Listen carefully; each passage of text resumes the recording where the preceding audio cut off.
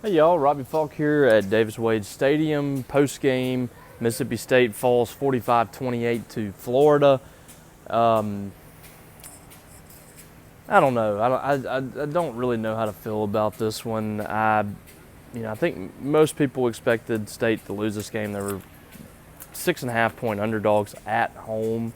That's usually a telltale sign. I predicted Mississippi State to win, maybe because I was a homer on it, but that'll probably be one of the last games I picked them to win this season.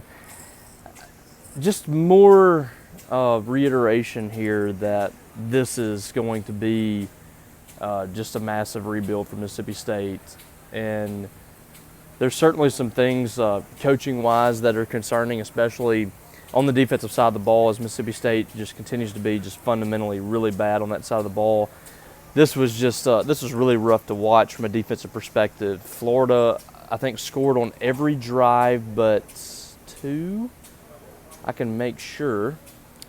Let's see. They had a punt on their opening possession and a fumble half. So technically, you don't count the halftime. They scored on every drive but three in this ball game, and all of those were touchdowns with the exception of the last drive when they got a field goal. Mississippi State just had virtually no resistance on the defensive side of the ball, and this isn't a world-beating offense for Florida. They didn't do hardly anything against Miami or Texas A&M. You got a head coach that is, virtually a sitting duck at this point. Or lame duck, I guess you would say. He's probably not going to be Florida's coach by the end of the year, if I had to guess. And you have a quarterback competition. You have some controversy there with DJ Lagway and Graham Mertz. And instead of taking advantage of that, Mississippi State gives up 277 yards through the air on 26 of 28, 3 touchdowns. DJ Lagway was 7 of 7 for 76 yards. Graham Mertz, 19 of 21, completed 90% of his passes for 201 yards and 3 touchdowns. So we got sprinklers everywhere, and I'm concerned. My friend John's about to get hit. I think I'm going to be pretty close. Great television we have going on here, but I'm just making sure I don't get doused with these sprinklers. But 277 yards passing out of the 503, 226 on the ground. They averaged 6.3 yards a carry, which I thought State did a pretty good job rushing, and they averaged 2 more yards per carry than Mississippi State did. The defense is historically bad for Mississippi State. It's going to be the worst defense when it's all said and done statistically in Mississippi State history, unless something just miraculously changes for the Bulldogs. Like I said, no resistance. They have no depth. They have no push up front. Defensive line, we didn't see hardly anything from them in this ball game of substance. Isaac Smith has been the one bright spot on the scene defensively, and he goes out of the ball game with an injury. An apparent head injury in this one. It's just a big time problem for Mississippi State this year. And you're talking about you have played to this point the easiest part of your schedule. You had Arizona State and Toledo preseason. A lot of us felt like Mississippi State would win those games. We felt like State would be coming into this ball game possibly 3-0 against a 1-2 Florida team that's on the verge of firing Billy Napier, and you felt like you could win that ball game. And instead, Mississippi State has ended this stretch 1-3 with the very difficult task of playing number 1 Texas, number 2 Georgia. Then after that, you got number 25 Texas A&M. You got number 7 Missouri, number 5 Ole Miss. 4 of those games are on the road. The other one against Missouri is here. And then you have an Arkansas team that they have a chance to beat Auburn today on the road. This is a significantly better Arkansas team. I'm looking at UMass as the one game that I feel like State can win to end this thing. It's kind of a disaster for Mississippi State right now. And the frustrating thing about it is there's nothing that they can do this year. There's absolutely nothing they can do. You can't make a coaching change at the end of this year either, and you don't need to. You need that stability. So Mississippi State is kind of stuck in this right now.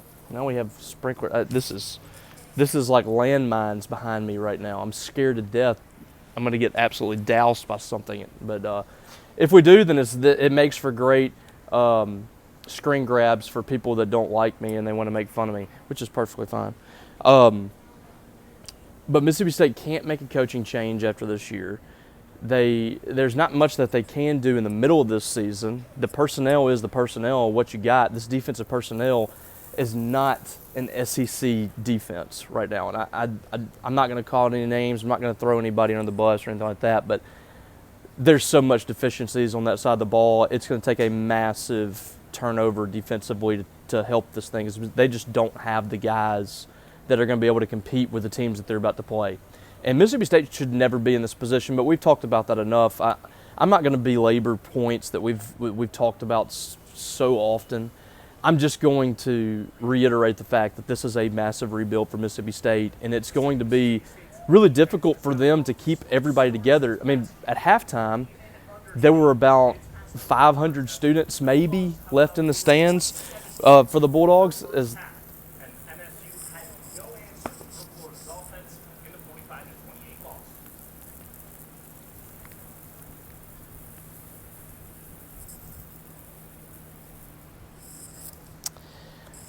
Alrighty then. Right on my brand new laptop. That's excellent. So, yeah.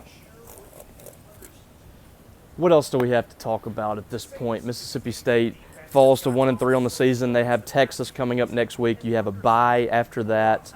And then you got Georgia, the number 2 team in the country, and the defending national champions. So all I got to say is I'm praying for you all.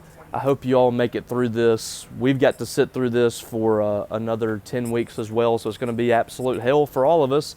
And there's nothing that we can do about it. So I hope that I wish you all good luck through this stretch. I hope that you all survive it, and maybe I'll see you on the other side. We'll see. But I'm just trying to make sure my computer isn't completely destroyed after that.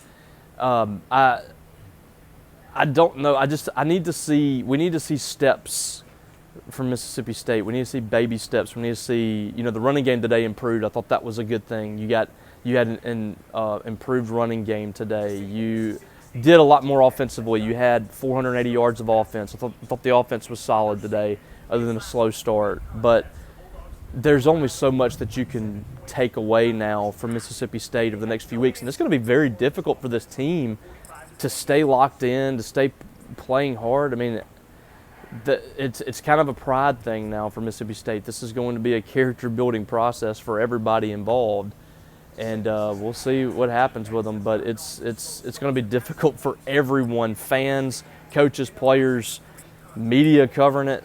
There's only so much we can talk about this, so it is what it is right now. All we can do is hope and pray for November, and for Chris Jans to save Mississippi State athletics. I'm only partly joking about that. All right, guys, I'm going to get out of here before I get soaked any more than I already have. I hope the field is in great condition after this. But we'll be back on Monday night. Talking Dogs will be back. We'll take your questions, comments, whatever. And we'll have Thunder and Lightning up on Sunday night for our thoughts on the ball game as well. All right, guys, y'all have a great rest of the weekend, and bye.